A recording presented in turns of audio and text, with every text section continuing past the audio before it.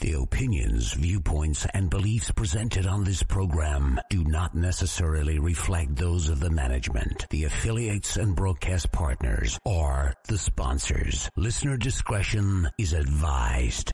Scarefest Radio, the radio you can see.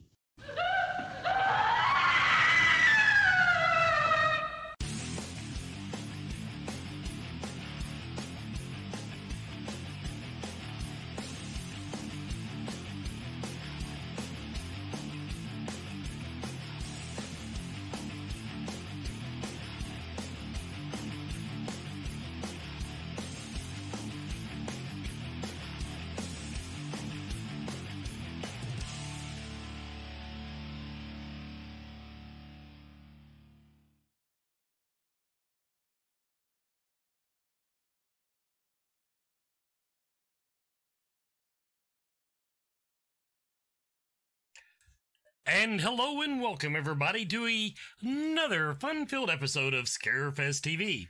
I'll be using my deep voice tonight because that's all I got.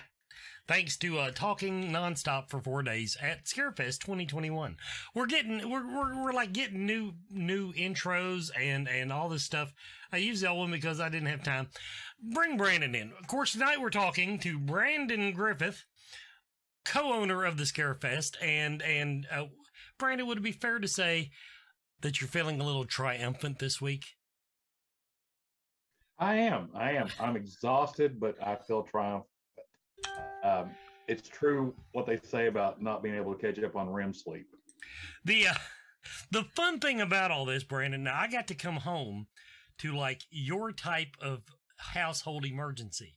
I came home to a basement with 2 foot of water in it while I was away. So that's been, so everybody, that's why I've been kind of out of touch. I haven't got anything done for the show. I haven't got anything done for anything because literally I had to go and buy a pump to pump out my basement because I live in a 100-year-old house and there's this table that's been there for the last 50, 60 years anyway, just guessing. And it's in a damp, musty basement and it rotted and it decided to fall over this weekend onto the sump pump. The table fell over onto the sump pump and that kind of and then it rained for 40 days and 40 nights and we had a leaky washer drain and I will say my basement smelled April fresh. So everybody, that's my sob story for the evening. But other than that, we're going to talk about Scarefest this year, next year, all that good stuff. Brandon, okay, first question. Did you have anybody threaten to punch you in the dick this year? No. My dick was actually safe this year. We didn't have anybody that, apart from one person on Sunday, who actually like raised the concern to security, and we escorted them out, and it was without any issues at all. Like it was very like mellow. We got the guy out. He didn't threaten to punch me in the dick, but he did threaten like me personally, but not my penis. So. Well, okay. Well, it's bound, I guess it's bound to happen.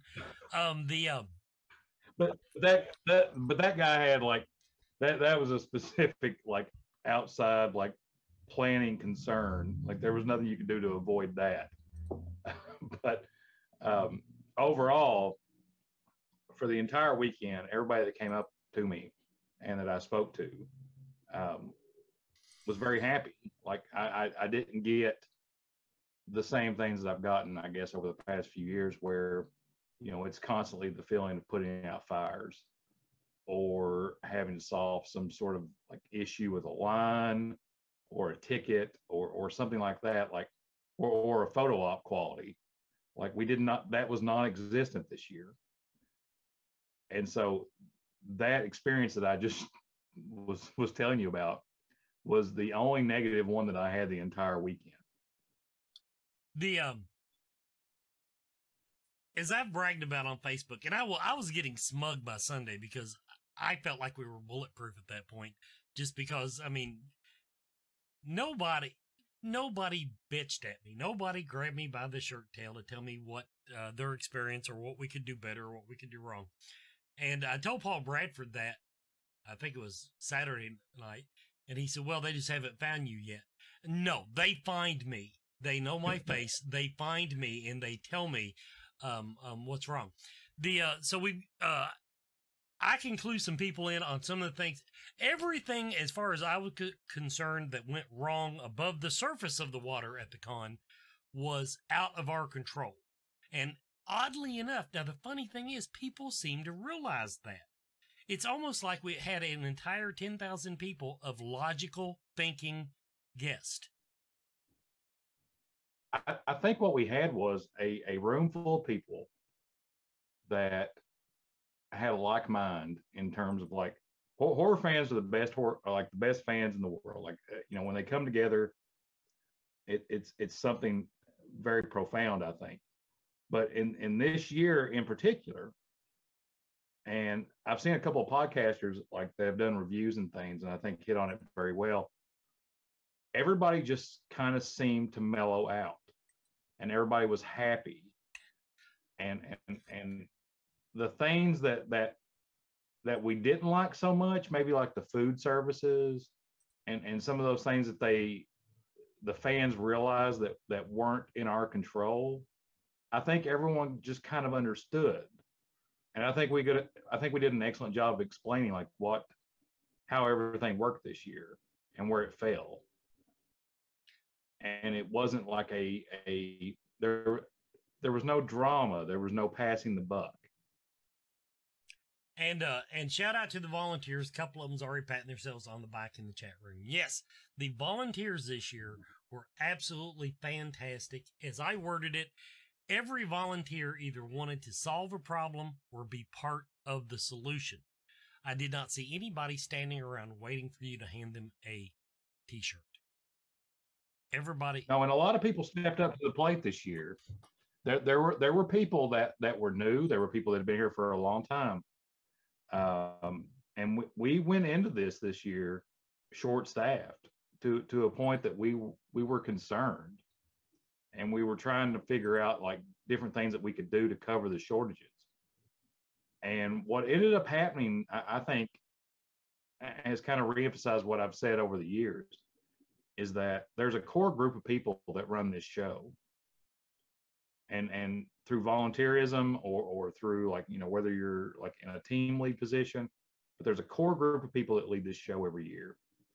And some of the people that had just been volunteering for a long time that hadn't kind of upped their game a little bit, stepped up to the plate this year and really brought it. And I found that it created an atmosphere that was a lot better. We may have been short-staffed, but what we lacked in staffing, we made up for in terms of like, I guess, the heart of the staff that were there. I thought for sure you was going to say mileage. Well, mileage and experience, I mean, goes a long way. But the folks that were there, like they went above and beyond. And you're right, they solved problems instead of just talking about them. Now, being on the inside like you and I, let's look at what we can do better for next year. I know you've already thrown some ideas out.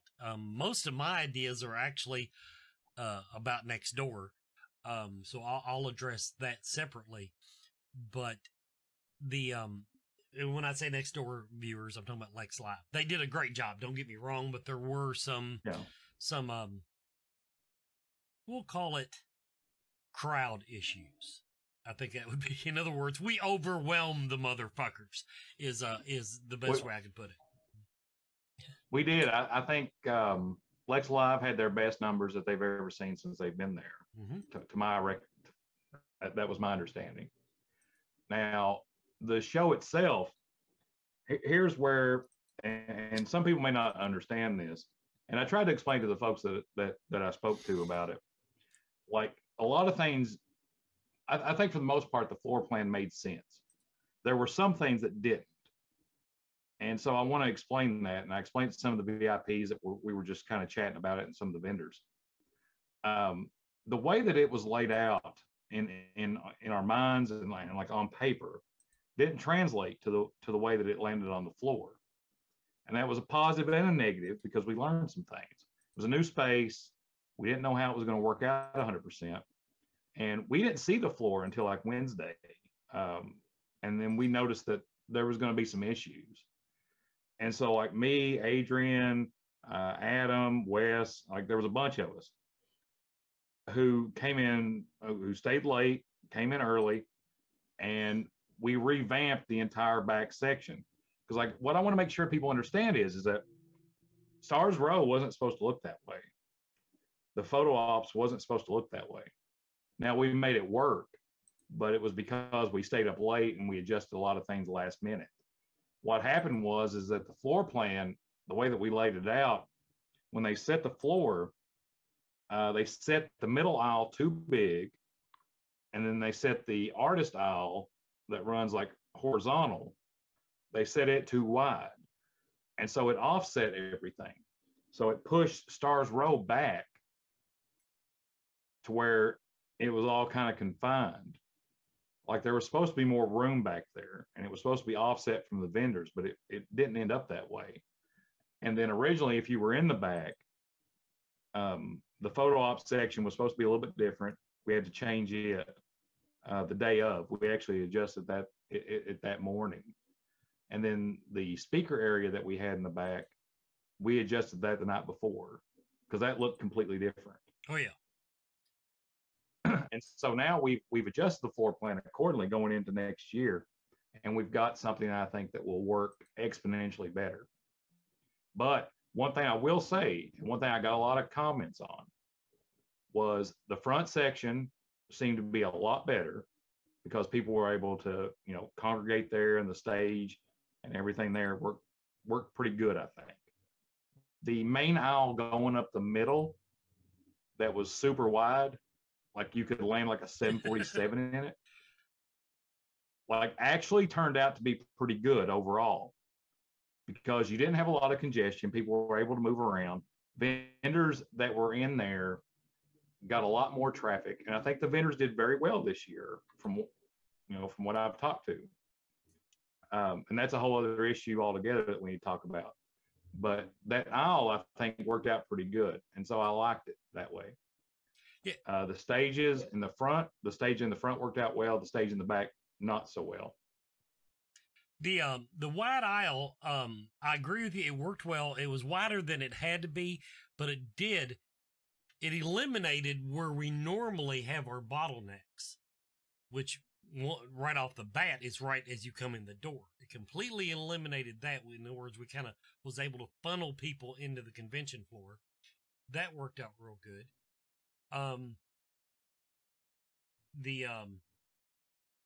The back, like you said, everything did seem, like you said, even Stars Row, even take on the side where the speakers were not, that still seemed rather snug to have the quality of stars we had. If we hadn't wrapped Kane Hodder's line.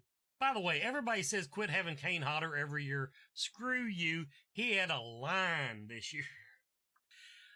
Oh, I've never seen anybody say that. And I would wager anyone that would say that probably needs to be punched in the dick. Okay, but you need to go on Twitter more. That's where that comment pops up. Oh, you're surprise, you're having Kane Hodder again. Yeah, well, that's why, people. Do you know how many people came up to me this year and said, oh my God, I didn't realize you had Kane Hodder. You know what? I'm going to attribute that absolutely blew my mind. I'm going to attribute that to I think we had more people, and this is to your absolute marketing expertise, I will grant you. We had more first-time con goers. We had people that had never been to a horror con, let alone to Scarefest this year. I think we had a larger contingent of first-timers, and I don't just mean to Scarefest. I mean, period. It never occurred to them to go to a convention like this. No, we opened the floodgates this year, and I think that was evident in not even in 17 when we had Robert England. The line this year, and you can see it on the Facebook posts, The line went from the door about 150 yards down past the Hyatt, dogleg to the left, went down another block to the Hilton, then another block past Triangle Park. And a lot of those people were folks that didn't even know until this year that Scarefest existed. Mm-hmm. Now see, I wish I could have seen that. As many trips as I made to Lex Live, I did not get to see the line past the Hyatt. And I would have loved to have seen that. I didn't get to see it past the Hyatt. I didn't get to see it past the Hyatt. What we got into that morning is that, and this is no joke. So I knew from the pre-sales that Saturday was going to be big, but I thought that it was going to be spaced out based on my experiences. Now, I walked outside probably about 9:30, 10. And I stepped outside, and that was the first time I'd looked down at the line. At that point, at 9:30, between 9:30 and 10, it stretched back to the construction at the Hyatt. And I started to panic at that point. And it was a good panic, but I didn't want people to have to wait in line. Like that was my biggest fear. And so what a bunch of us did is that we grabbed scanners and we grabbed everything that we could, badges, scanners, wristbands, and we went down the line about 150 yards and scanned everybody in and wristbanded them before it even opened. And so when the doors opened to the public, there was a good 2,000 to 3,000 people that just went straight in. And then we started working on the second batch of people. That, in my mind, was paramount, like to getting everybody in and getting it situated. But the floor plan played a role in that too, because it was so wide open that it didn't create a bottleneck when people were rushing in. So everybody just kind of like were able to like scatter and do a pattern once we got them in. And I think the whole thing worked. I agree. Another thing that now this year, now part of it I'm sure is because we had the larger floor, same number of vendors, so people were able to disperse a little more. But I did not notice the rushes in the afternoon. Now, ticket office, you might have seen that, but no, like Saturday, for example, we always have a line of some type, but then it seems like right after lunch on Saturday, that's when we actually get busy. I didn't see the ebbs and flows this year. Now I did at the front. So when we let the mass exodus, like the big massive group that came in through the first. Mm-hmm. So for the last few years, like there's a certain ebb and flow to things. So there's a big wave in the beginning, and then it subsides, and then it comes back up about 1, mm-hmm. and then it goes until about 3, and then it dies down, and then it kicks back up at about 4, and it's just a roller coaster. Like you can watch it. Now the front, we were able to, like after we got everybody through the first initial like rush, we were able to kind of downsize a little bit because it's manageable after that. You've got a line of maybe like, we maintained the line most of the day. It was indoors, and it was generally about 20 to 30 people at any given moment, which kept the floor busy. But I think really what the testament was not so much that people were coming in more in the afternoon. It's that people were staying more throughout the day because we had these activities and these mm-hmm. entertainers and things on the floor that we hadn't necessarily had before that we tried to expand on this year, and we're going to expand on next year. So there was never anything in my mind, like you could walk the floor 3 times and you would find something new every time. Like something that somebody overlooked. And I think that kept people there. And how I walked that much and never once walked the entire floor is beyond me. I literally I didn't even get to do a walkthrough. Like normally people, what I do the first, on Friday, before we open, I have to tag along behind Nicole while she does her vendor walkthrough. And I didn't even get to do that this year. I think I was still sending stuff to the printers at 2:00 in the afternoon on Friday. So I never got to walk the vendor floor. I didn't get to see some of the vendors that I really wanted to see, i.e. gorgeous girls, that, basically they had a really impressive booth.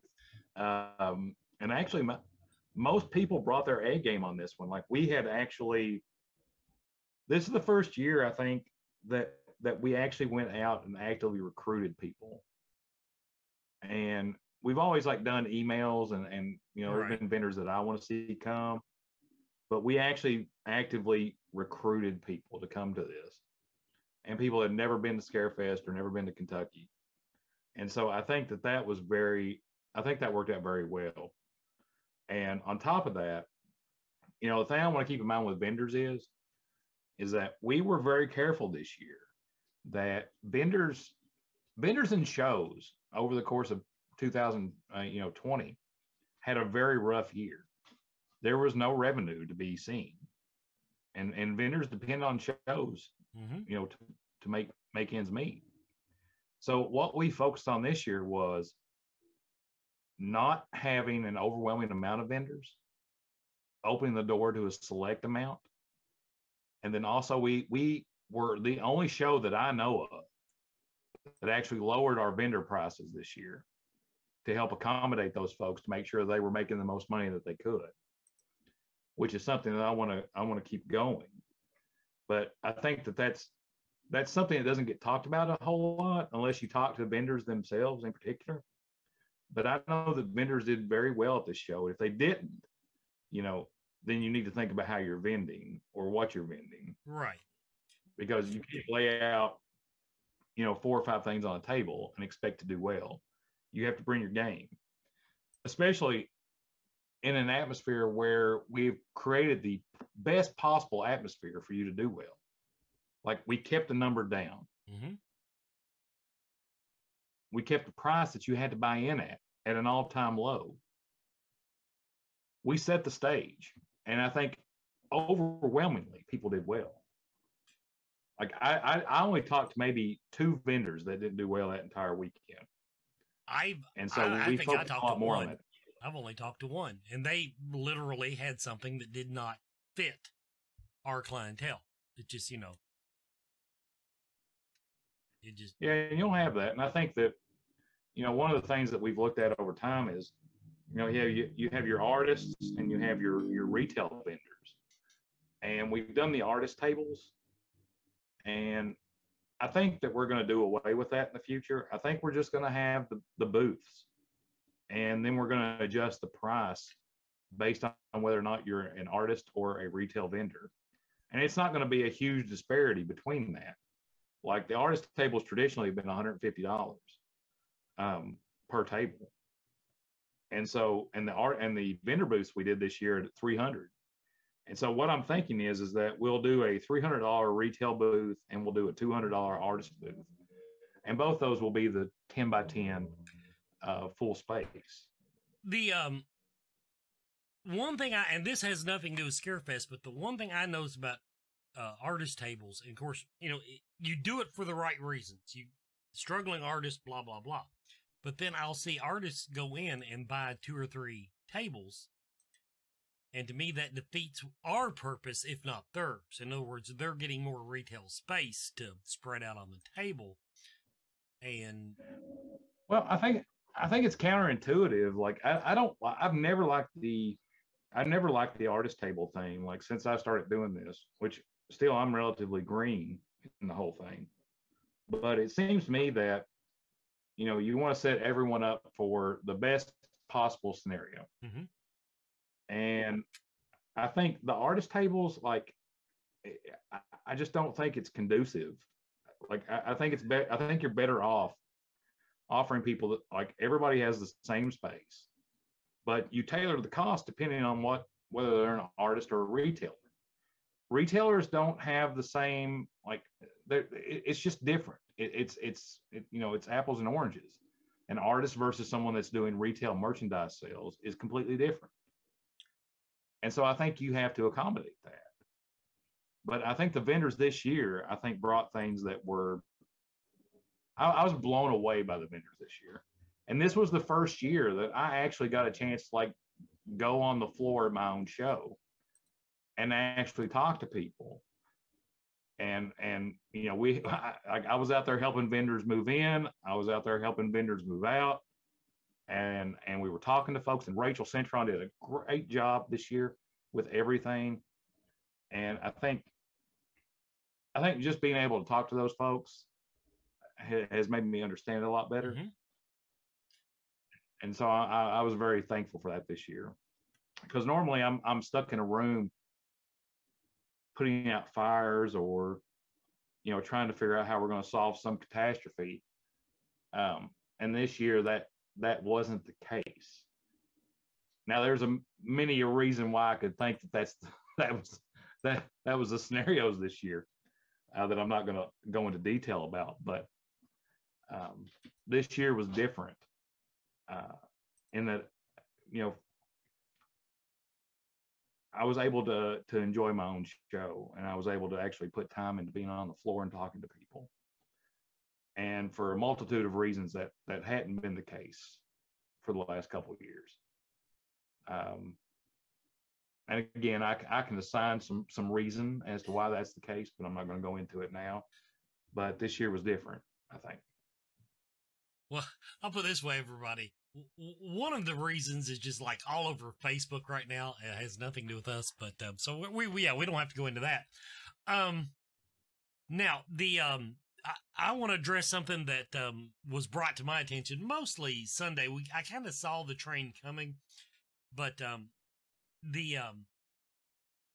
basically we did not have the space across the street for a proper VIP party. Now, I do want to point out that, well, had it not been for me, that it would have even been a smaller space, as in i.e. the upstairs lobby, which is like the alleyway around the escalator. Now, that being said, we're going to try to get more space next year. Now, some people throw up Manchester Music Hall. I never really liked. I'm sorry, I don't want to put them down, but I did not enjoy the parties at Manchester for any number of reasons, including the fact that they don't believe in chairs at all. Let me say this, okay? Because I think it's twofold. Now, when we do something right, I will give praise. When we do something wrong, I will admit it. Now, what I think that we did wrong was that the VIP, I think we overestimate the amount of tickets that we sold, because we exponentially increased our ticket sales this year.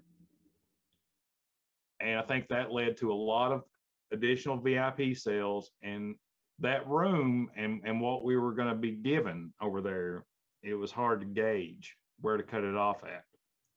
Now, the goal is, though, for next year is not for us to cut the number of VIPs, but to increase the amount of space so we can accommodate more VIPs. Because I think the VIPs that I spoke to this year, which was the first year that I've gotten a chance to talk to a great many of them, I think we're very happy with the overall experience. Mm-hmm. I think the party across the street is a good venue, and I think it's an excellent idea, and I think we need to expand on it. And I think that we can do that and not limit the amount of VIP tickets that we sell, but expand upon the space that we have. Absolutely. Because that was a good VIP party, and it was the way that it was intended to be. And so I think we have a lot of room to grow on that. And to add to that, we were supposed to be in the sports bar and taking over a larger portion, but they underestimated the Jason Aldean crowd and thought that was going to be a huge part of their business. So that's why we were in the sports bar. Now that the Lexlog have seen what we did, and that Jason Aldean really didn't do anything for them, so then they're going to be giving us larger it spaces. sold a few burgers. Which Yeah, which does bring up a good point. I do want to note one thing real quick. The Jason Aldean fans, I will take the Scarefest fans tenfold over those guys any day of the week. We beat Jason Aldean's line at least by 20-fold. And we were a lot nicer in how we did it. Because anyone that showed up on Sunday morning, it looked like a country music like Lollapalooza. Yeah. In that, like, I mean, it looked like a keg party had happened, like outside the entrance. And that was one thing that I had to say to the Lexington Center was that they hadn't cleaned that off by the time that our VIPs showed up. So VIPs that showed up to that, I apologize. I was down there at 5 o'clock in the morning and I saw it and I tried to get it cleaned up before everybody showed up. But short of me coming out there, Rocky and Bullwinkle style with a bag, it wasn't going to happen.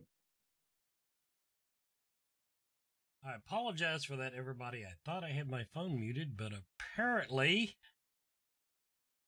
I missed something. So we're just going to turn everything down. And get back to the show. Now, in the chat, this came from the chat room. We moved the VIP to Saturday night. Mm-hmm. Now, first of all, the argument from the person in the chat room was really weak. I didn't like going home Sunday morning with a hangover. Well, you're going to have the hangover no matter what. So trust me, that's why I took it easy on Thursday night. I used to blow myself out on the launch party and then suffer all weekend. But let's tell people the logic behind moving the parties around like we did. All right, so there's a couple schools of thought here, and this is something I've questioned, since me and Nicole took ownership in 16, was why in the hell do we have a VIP party on a Friday night? Because whether or not you can take my word for it or not, most places don't subscribe to the notion of having a VIP party on a Friday night. And there's reasons for it. One is because it's less likely you're going to get like your celebrities to attend. It's a lot less likely. Friday, everybody is driving in and or checking in, and it's just not typical for a convention to have their VIP parties on Friday night. It's not. But we decided to switch it up this year. I'd actually want to change it up a couple of years before, and people seem kind of, well, change isn't easy for anyone. But I think this is one of those changes that had to happen. And I think that everyone had a really good time at it.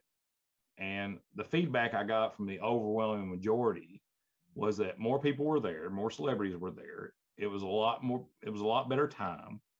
We were able to do the costume contest in a lot better fashion. And I think Wicked Beard and DJ Trey knocked it out of the park. And I think it was a lot better for the masses. People were used to it being on Friday, and I get that. It was a change, and I appreciate you guys adjusting with us, but it was an adjustment that needed to be made. I would, from the logical standpoint also, just to put it in layman's terms, first of all, if the majority of your people, because a lot of people buy the 3-day VIP pass and still don't make it till Saturday. They're just, right. It's just that time away from home. We got people that travel.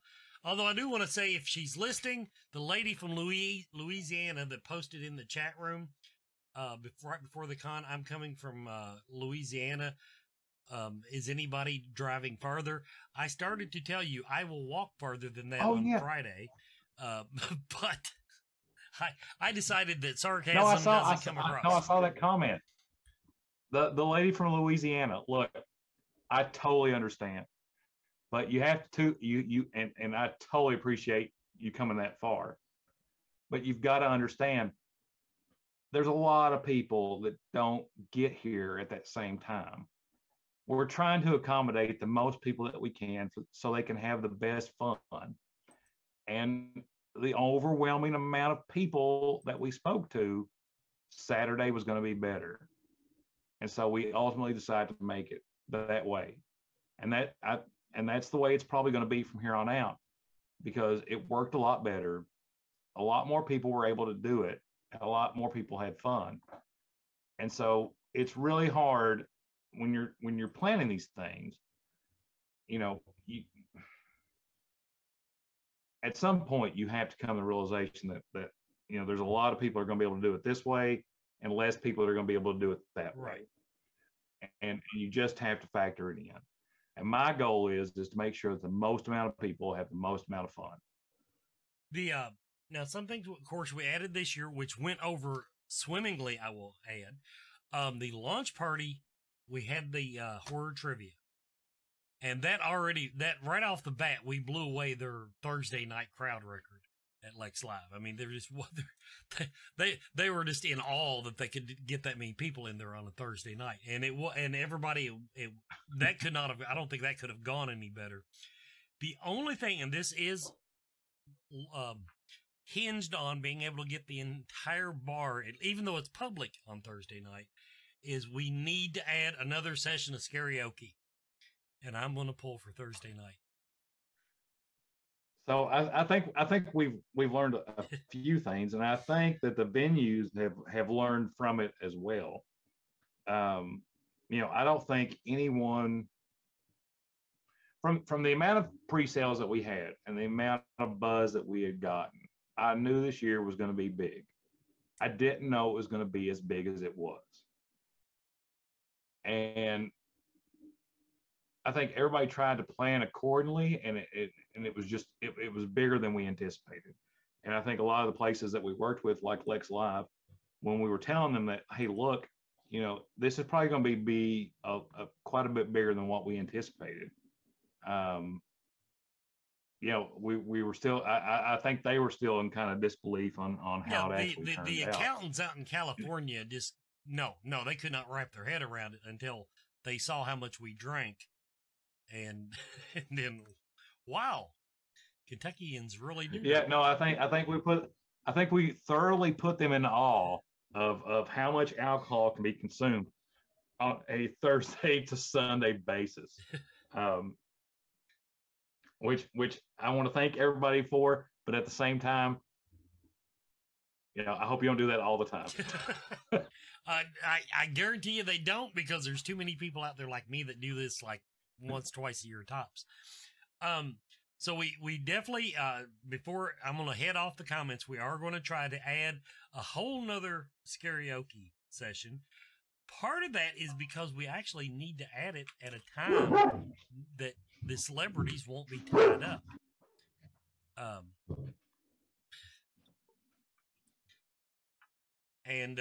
Because the celebrities wanted to do karaoke, and a lot of them did. Don't get me wrong. If you didn't get to stick around for it, which incidentally I didn't, but so. Oh my God! Can we talk about Grant Kramer for a minute? Sure. Let's talk about Grant Kramer.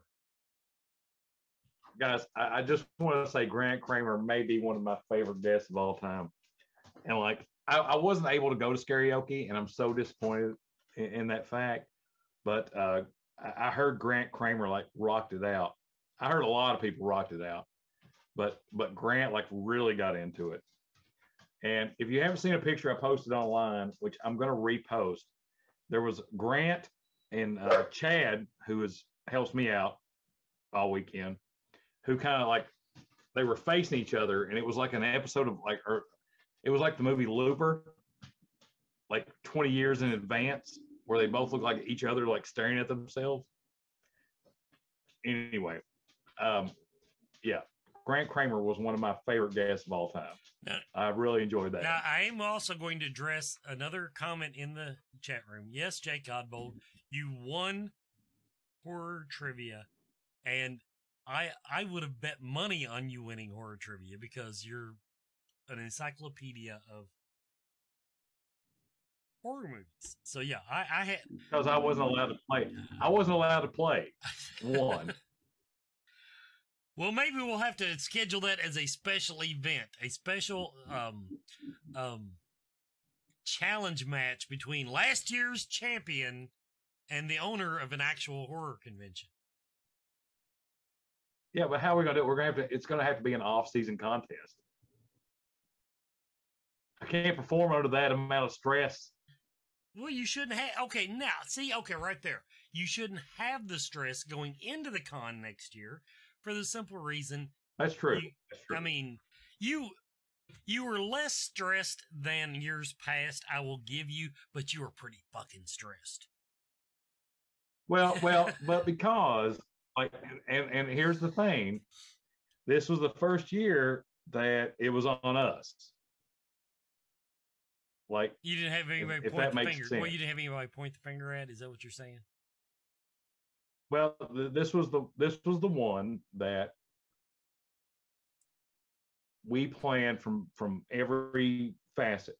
We had no external effing. You know what I'm talking about. I know. Well, I'll tell you what. I'll just put it this way. Something you love saying. We didn't have that. Something Brandon loves saying is he does not want to hear the words because that's the way we always did it. There were very few things we did this year that were the way we always did it. That's just across the board. We busted that out and broke it and said no, that's not the way. Like, just because that's the way it's been done, and a lot of that tied back to a specific person. And so this was the year that person wasn't here, where everything, the lineup, how we did it, the layout, the vendors, there was no influence other than just what we thought made sense. Mm-hmm. And it made sense, and it worked, and people were happy. And it was a show that I was proud of, and it was something that I recognized and loved, and something that I hadn't felt in a long time. It was different this year. And I would wager that most people that came, even if it was their first time at a convention like that, that they noticed it. I think it showed. I think they would have, because I know I came back. My first one was Scarefest 2, as far as anybody can gauge. And I remember me having never been to a big convention at that point in my life, let alone, of course, I was for the paranormal at that time, but I had never even been to anything like that. And so for that to be someone's first experience, the year we knocked it out of the park, once again, smug. Yeah, I'll get a little smug. And that's also, now the other cons, that's going to sell your tickets too. Because those people that were reticent about going to a big convention, i.e. other conventions, they're not going to be afraid to do that. Now, they may not have the experience they had at Scarefest, of course.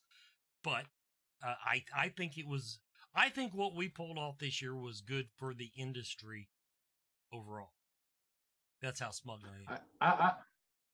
I think you're right. And I think I was listening to a podcast the other day about a gentleman who drove down from New Jersey, and it was his son's first horror convention. And so he talked a lot about, walking the aisles and meeting people and what the experience was like. And horror fans are different than your regular fandom. Sure, there's a few assholes that are mixed in there, just like any other thing. But for the most part, everyone they're sharing in this thing, and they're talking, and it's a big community. And he was talking about bringing his son, and this was his first convention that he brought him to, and how everyone was so accommodating, how everyone was so friendly. And then I kept thinking about, like, while listening to it, my daughter and my sons, and, like, being able to take Scarlett on the floor and walk around. And my mom, like, walked Scarlett around the floor on Sunday. And all of these people were coming up to her and saying, hey, hello, hey, Scarlett. And she was like, who are these people? I don't know them. And my mom looked at her and said, well, they know your dad. and your mom. And they have Facebook. yeah, really. And I think that's really kind of what brought it home for me was like, I had thought about it, over the course of the weekend and all the hustle and bustle, but this gentleman's podcast, who I need to like post on Facebook because it was really good, and he's really good at what he does, and the way he talks about it. But that's how I felt when I was walking on the floor in the weekend, and it felt different for me this year. I just felt like finally we had gotten to some place that I was happy with.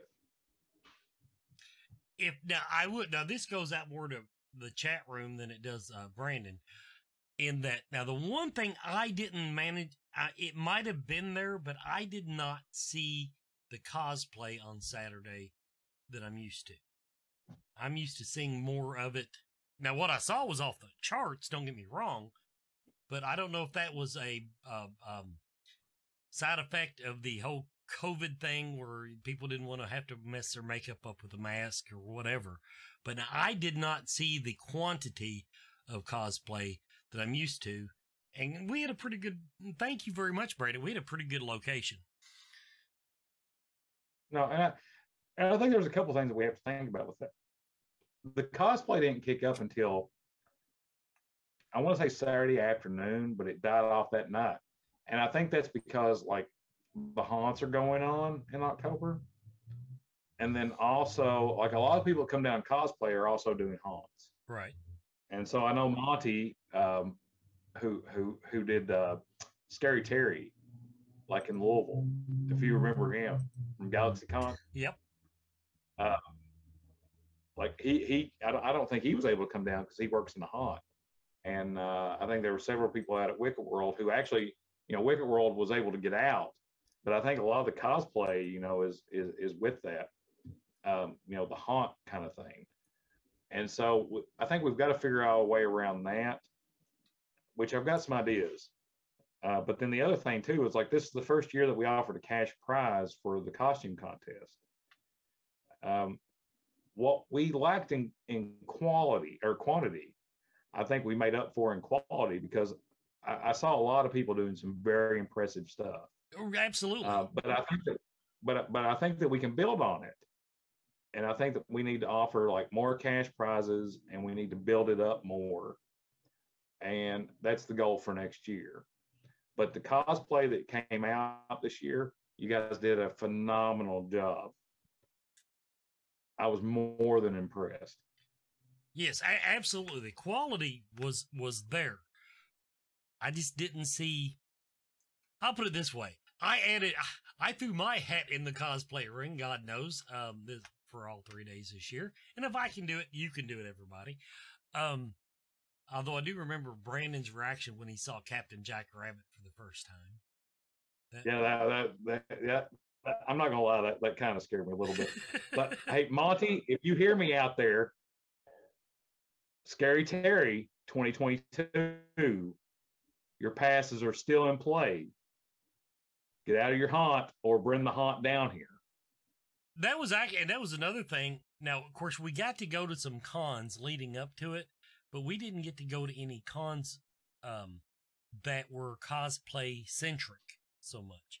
Because I remember we went around before and we handed out passes to people that had impressive cosplay. I don't know how much it affects the crowd. I think if anybody had any ideas, well, I mean, if anybody had any ideas on this, like, I would love to be able to offer up like a different ticket price or bring in professional cosplayers. I would be open to that. What I'm afraid is that like there's going to be a lot of people that like have some sort of like Jason mask on and say I'm in cosplay, like give me half off my ticket, or some bullshit like that, which is inevitably going to happen.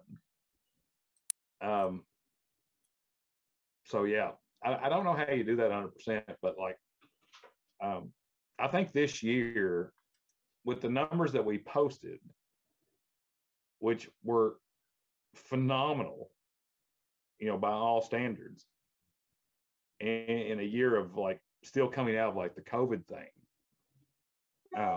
I think that we're in a boat next year that it's going to be even better. And I think we can build on it. Now some things that have, of course, I want to kind of recap now. First of all, Eric, pay attention. We are going to do something about the size of the venue next year for the party. We're going to work on that. We understand it was too small. Now, I do want to address that though. Now, a lot of the vendors, had or not a lot, but some of the vendors apparently did have their panties in a bunch over not getting VIP tickets or VIP party access. And I get that.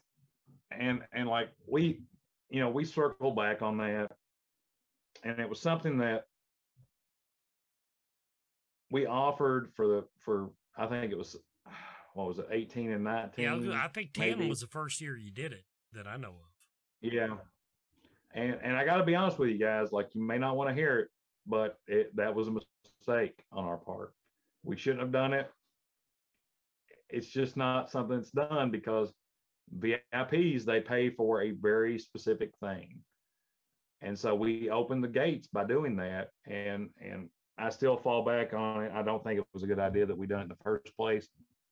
But I think what we can do in the future, though, is, if I don't want to water down the VIP event. People that pay VIP ticket prices deserve that event. Mm-hmm. And they deserve for it not to be watered down. And vendors are important too. So, I'm still working out the dynamics of what that's going to look like moving forward, but we can't open the floodgates where we have a 300-person VIP party. It just defeats the purpose. Well, that was my go-to response when it was brought to me was, okay, can you imagine if we had slapped 200 or 300 more people into that venue? Well, I think like we were opening it up to like VIPs, like as long as you had a exhibitor, as long as you had a vendor badge, like you were able to get in. Yeah. And so a lot of vendors bought extra badges, and which is well within their rights. And we had a lot larger venue on Manchester, but it watered it down, and it wasn't a true VIP party. And so we had to be true to the VIPs. And so we felt like it was a good mix to limit the amount of VIPs in the party, but then lower the amount of the vendor booths. So we felt like that was a good trade-off. And now, if people want to upgrade, they can, but we have to limit that. And of course, now that's it. We will have some flexibility if we can get that entire building under contract to everyone. So I want to throw that out there to the people watching tonight. That will make it will. I guess you could call it watering it down, but I've never been the crowd person. I mean, I've always enjoyed the VIP party as far as showing up and seeing who's there, but then I'm good. I can go sit in the corner and be quiet and nurse my rum and cola and be just fine. Now I do want to say another pat myself on the back moment. The film festival, I had directors email me that did not even get to come to Scarefest. And they said the feedback online was so positive about everything about the convention, including the film festival, that we just obviously knocked that out of the park. And they're hoping to get a movie done in time for next year's entries. So that's good news. The film festival, I think, was really, really good. And I think PJ and all those guys, like, Wes, you knocked it out. The venue did an excellent job. And I think that we built something, or we built the groundwork for something that is a lot different than what is seen out there right now. And that's when you go to a show, a lot of the times their film festivals are in like seminar rooms, and they're on a projector, blasted up on a screen. And it's not the true experience. It's not the way the directors intended it to be. It's not the way that it was supposed to be seen. And I've never enjoyed a film festival that was in a convention center. I just personally, I haven't seen it. This being an actual theater and being in the true sense of the nature, I think played out exponentially better. And I think that involving local filmmakers and indie filmmakers and having them a part of the process, I think was really, really good. And I think that we've got a lot of room to grow on that. So I'm very, very proud of the way that Wes did this year. I'm very, very proud of how the venue worked. And I'm very, very proud of how PJ was able to bring in some indie folks and get them going. And I think we've got a lot of room to expand on that. I do too. The Lex Live said our film festival. Now, of course, unfortunately, because the way it laid out, they didn't actually get to make a lot of money on it other than through concessions and liquor sales. But they said our film festival attendance, I was worried about the attendance numbers, but they were happy to see the people come in the building. And they said we followed normal matinee versus late afternoon versus evening numbers. They said, yeah. People were rolling in for that, and they were then coming back into the convention center.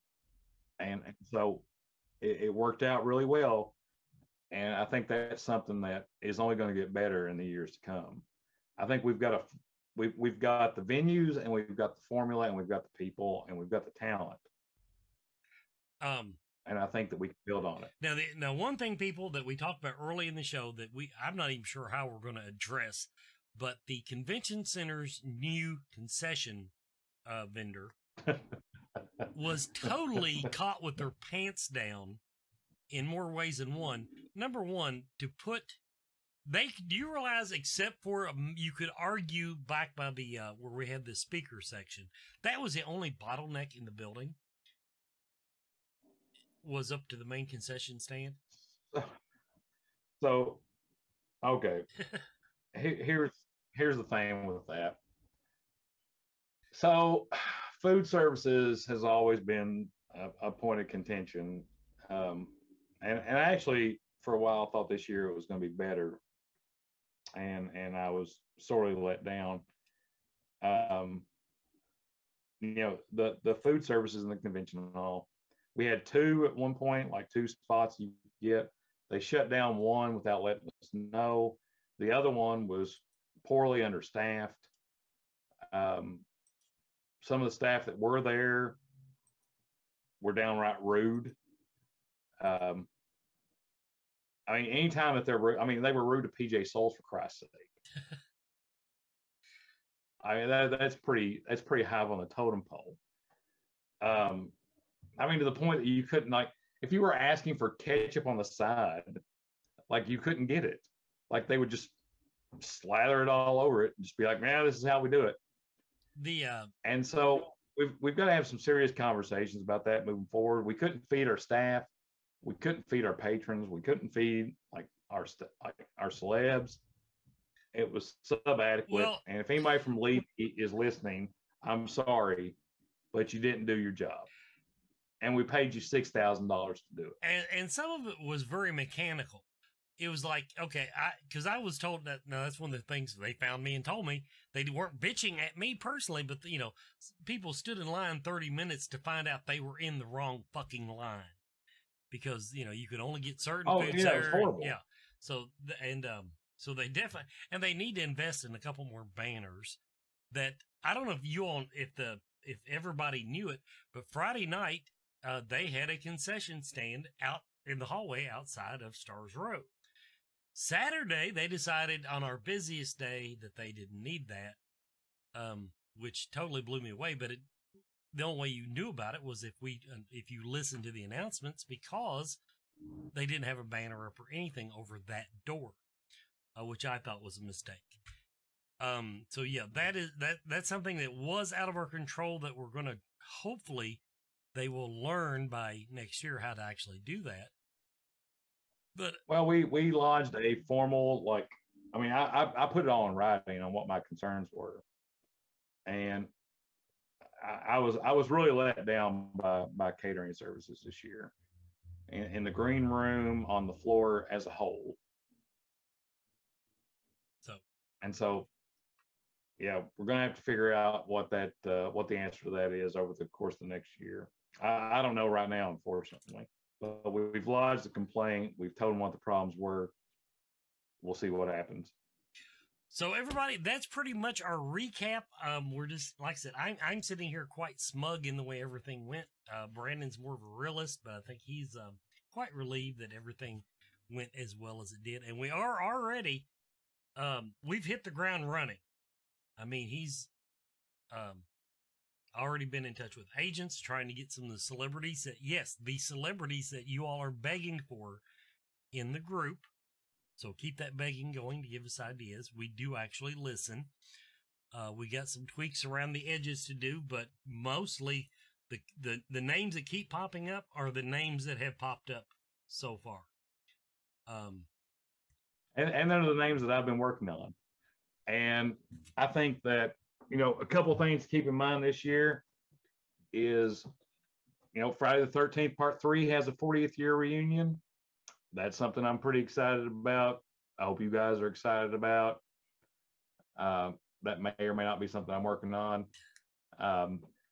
There's a lot of things out there that you guys have posted up about performers, music wise, and things like that.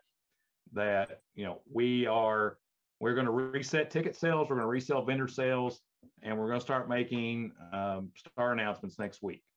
So, as much as everyone enjoyed the lineup this year, I think you're going to have one hell of a lineup for next year.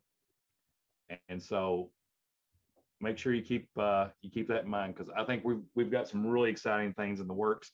And I am a proud horror geek fan, and I try to plan accordingly for all my folks. And so if it's a lineup that I would be that I would go to see, I think it's a lineup you would like to see. And that's what I'm focused on. So there is your recap, everybody, of Scarefest 2021. You know what bothers me the most about it all, though, is because it's hard now to see. Every time I say, like, the 13th annual Scarefest, fucking 2020 just makes me gag every time I say that. Anyway.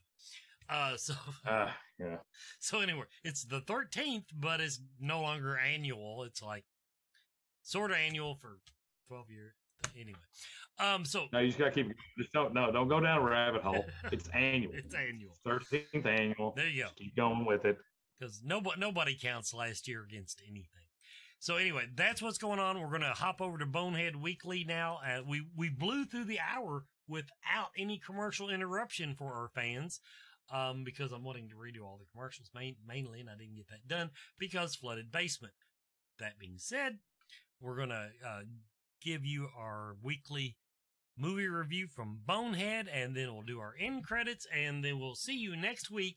I have one of our film festival entries. The director is coming on to talk about his movie, working during a pandemic, and, of course, taking all of his praise for how great a job I did. So that's our show for tonight, everybody. Thanks for watching. Thank you, Brandon, for hopping on. I didn't have to pull teeth to get him to come on, everybody. He jumped at the chance, which was refreshing in itself. Are you going to start co-hosting with me again this year, Brandon? Yes, I think I would love to, because I don't think that I'm going to have the same stress as I've had over the last few years. So it'll be a lot easier for me to break away and do the Fridays. But I'm very excited for next year. I'm very excited for where we're heading. And I just want to thank everybody for coming out this year and all the support. I don't think you guys really realize how much it means, hearing the feedback after everything that we pour into it, because this is a lot of work, and it's something we don't do for a lot of money. So thank you. So everybody, watch out for next week. We'll be back, and over to Joe. Hey, Scarefest. It was great seeing you all a couple of weekends ago. I've got a new movie review, and this one I liked quite a bit. And it's for kids, kind of. It's called Night Books. It's on Netflix. It's a Netflix exclusive. And here's what Night Books is about. It follows a little boy named Alex, and he's just obsessed with scary stories, and he writes these scary stories down, and He gets upset about something. We're not quite for sure what it is. And he's walking out of his apartment of his mom and dad in New York City. And he walks down the hallway and the door opens to another apartment. He walks in and these are things that are tantalizing and they bring him in and the door closes and he goes to sleep and he wakes up and he's been basically abducted by a witch that's played by Kristen Ritter. And he starts to find out that to stay alive, he has to have a new story for her every night to entertain her. There's another little girl that finds it who's taking care of the place, and that's how she stayed alive. And then they both start trying to explore the apartment, and the apartment doesn't stay in one place. It bounces all over the world. So it can go from here to Paris to all these other, so you can't just walk back out the door. Night Books. It's based on a book. It's directed by David Yarovesky.